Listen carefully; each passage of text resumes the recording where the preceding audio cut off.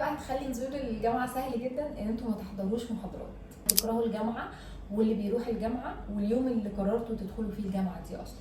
شخص عايشه معاه طول الوقت ومش عارفه تقضي معاه وقت لوحدكم، طب ازاي؟ ازيكم؟ عاملين ايه؟ احب في البدايه بس اعرفكم بنفسي. انا اسمي ياسمينة خديجه، طب بيطري 2021 جامعه اسيوط. واللي يسمع عن جامعه اسيوط عارف هي قد ايه صعبه. في سلسله الفيديوهات دي هحاول اقول لكم على شويه تيبس اند تريكس كده تساعدكم ان انتوا تستفيدوا من فتره الجامعه دي اكتر استفاده. وفيديو النهارده زي ما شفتوا هو عن ازاي نخلي نزول الجامعه اسهل. اول خطوه هتساعدنا بقى عشان نخلي نزول الجامعه اسهل هو ان احنا نجهز اللبس من بالليل. ما تتخيلوش انا كنت بتعب ازاي يعني ذهني بيستهلك لما بقعد افكر انا هلبس ايه النهارده.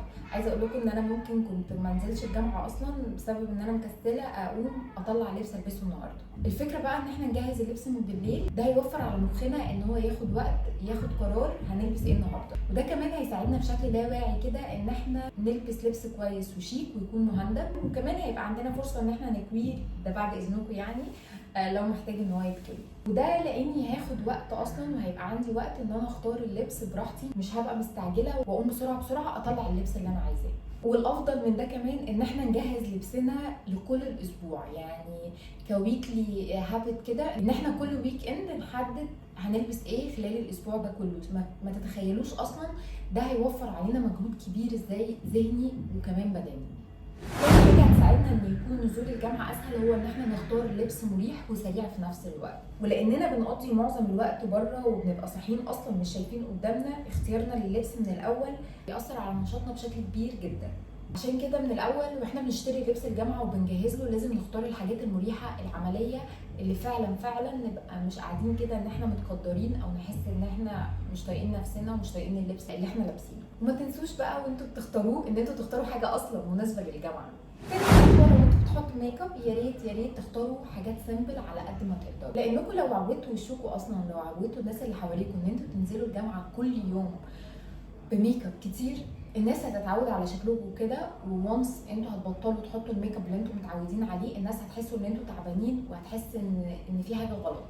لا، الفكره ان انتوا تختاروا حاجات سامبل از بوسيبل، ده هيخلي شكلكم ارقى بكتير وهيكون مناسب اصلا فكره الجامعه، وكمان هيخلي النزول اسهل لان انتوا مش هتحتاجوا ان انتوا كل يوم الصبح تقعدوا ساعه تحطوا طبقات على وشكم، واللي هي اصلا بجد مش حاجه لوجيك خالص. تاني حاجه بقى هتخلي نزول الجامعه سهل جدا ان انتوا ما تحضروش محاضرات زي ما سمعتوا كده. بس مش طبعا كل المحاضرات، لازم نكون اذكياء ونختار فعلا الحاجات اللي بتفيدنا، ده لو احنا في كليه ما فيهاش حضور وغياب على المحاضرات طبعا. والكلام ده مش معناه ان انتوا تبقوا فاشله وما تحضروش المحاضرات خالص، لا، احنا اول اسبوع في الدراسه هنحضر كل المحاضرات اللي موجوده، وكمان هنسال الناس اللي اكبر مننا عن الدكاتره وطبيعه كل دكتور، هل الدكتور ده بيهتم بالحضور ولا مش بيهتم.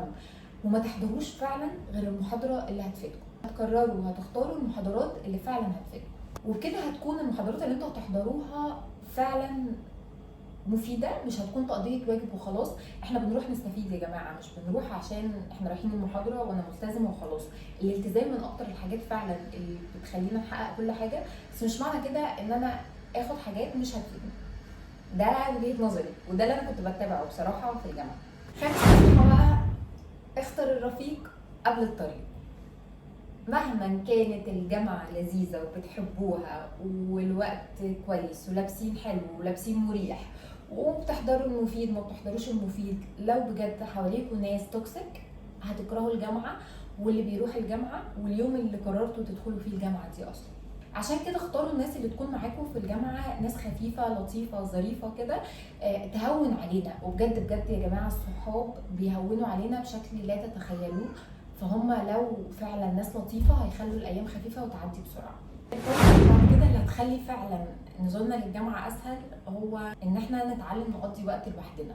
ايوه زي ما قلت لكم ان الصحاب فعلا بتهون علينا، بس مش معنى ان احنا ربنا ما رزقناش مثلا او لسه ما لقيناش صاحب كويس نمشي معاه وصاحب يكون فعلا بيهون علينا وشبهنا، مش معنى كده ان احنا نيأس، لا ابدا. مهما كان في حياتنا ناس كتير وصحاب كتير، علاقتنا مع نفسنا وان احنا نعرف نتعلم ازاي نقضي كل حاجه لوحدنا بجد من اكتر الحاجات اللي هتخلي حياتنا اصلا اسهل علينا بكتير. تخيلوا شخص عايشه معاه طول الوقت ومش عارفه تقضي معاه وقت لوحدكم، طب ازاي؟ عشان كده مهم جدا ان احنا نحاول نفهم نفسنا ونتعلم ازاي نتمتع بالوقت لوحدنا. اقول لكم على تip كده انا كنت بعملها دايما وبتساعدني كتير، وهي الهاند فري او الايربودز. في اي مكان بتبقى محرجه تقعدي فيه زي كافيه مثلا او ورك سبيس لوحدك، او مطعم او مثلا مكان بتشتري منه حاجه، بجد بجد منقذك الوحيد والابدي هو الهاند فري او الايربودز. ومش عايزه اقول لكم ان الافيد ان احنا نستخدمه ان احنا نسمع بودكاست او حاجه تفيدنا اكتر من ان احنا نسمع اغاني. اهم تب لما تيجي تصحي للجامعه اصحي قبلها بفتره كويسه، ساعه او ساعتين، عشان تفطري، تعملي روتين هادي بسيط ليكي. فعلا فعلا عارفين الناس الناجحه اللي احنا بنقعد نتفرج عليهم ونقول ايه ده الله ازاي حياتهم حلوه كده؟ لا فعلا اصحوا بدري قبل ما تنزلوا للجامعه، اعملوا كوفي، اعملوا فطار ليكوا، اقعدوا اقروا كتاب لو بتحبوا، اقعدوا خططوا ليومكم هيمشي ازاي، اقعدوا كده في اللاشيء، تنحوا في السقف، تنحوا في اي حاجه. المهم بجد بجد بجد حاولوا ان انتوا في بدايه يومكم كده قبل ما تنزلوا الجامعه تكونوا فعلا جاهزين تواجهوا العالم. وبس كده، ده كان فيديو النهارده ببساطه جدا عن ازاي ننزل الجامعه بسهوله. هقول لكم سريعا كده، اول حاجه اصحوا قبلها بوقت كافي، تاني حاجه جهزوا اللبس قبلها سواء قبلها بيوم او قبلها باسبوع. الميك اب اللي نحطه يكون خفيف، نلبس لبس مريح، ما نحضرش المحاضرات اللي مش هتفيدنا، نختار صحابنا كويس جدا ونتعلم لو مش موجودين نقضي وقت لوحدنا، وبكده نزول الجامعه هيكون اسهل كتير وبجد بجد هيفرق معاكم. فلو الفيديو عجبك ابعتيه لصاحبتك اللي معاكي في الجامعه او صاحبتك اللي لسه داخله الجامعه عشان يفيدها، واشوفكم في فيديو جديد. سلام.